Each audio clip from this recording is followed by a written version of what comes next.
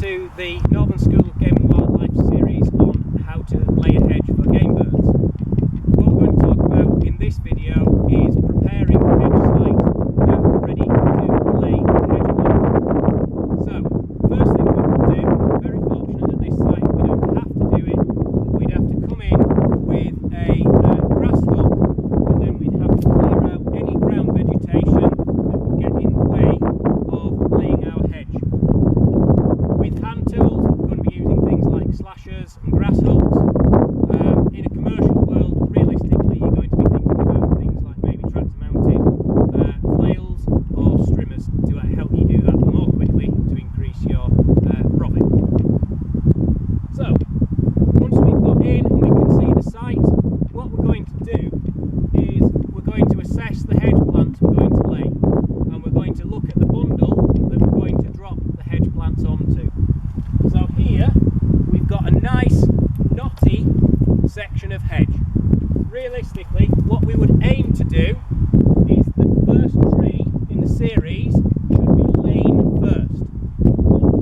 Where we've reached at this point in the hedge is the hedge plant that was planted further back has actually leant forward and grown around and twisted itself around the first plant.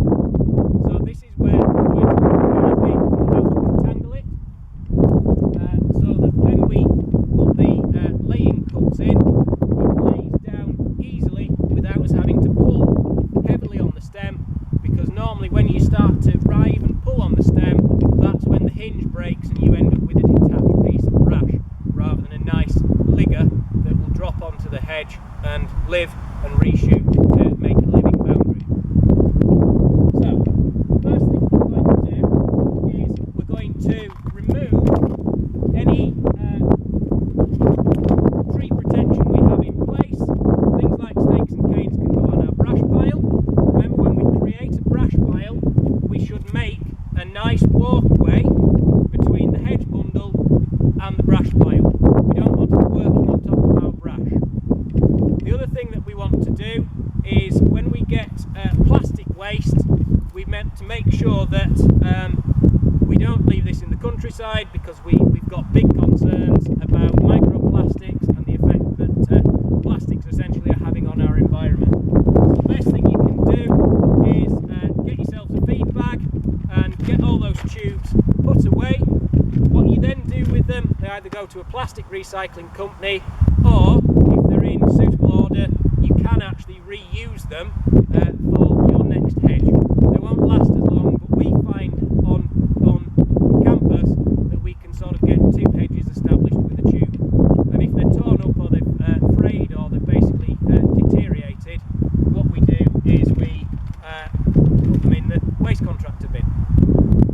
Right, so once we've got the stems clear, what we can do is we can look at how we're going to untangle this. And what you need to do is identify points where the plant is tangled with the rest of the hedge. The other thing that you should be doing while you're looking at where you're going to cut is looking at your hedge bundle and laying in hedges, laying in a plant that will fill a gap in the hedge. So this plant has a stem coming off out this way, and this plant has a stem going up that way. Realistically, I think this one, which is tangling it in with the rest of the hedge, will need to go, and this is the one I want to keep, because if we remember, in Westmoreland hedging we keep trying to throw the brash out, so that will come down and throw the brash out on that side. I've got a tangle here that I'm going to have to remove, and the other thing that I need to think about when I'm doing my cuts, particularly in this style of hedge laying, is I want to leave hooks or dog legs that when we lay the plant down, we can then use as a hook to hook it into the rest of the bundle to stop it springing back up once the tree has been set in place. So what I'm going to do, always leave your trims long. It's not like flush cutting, it's not like a tree where you're trying to keep the wound as near to the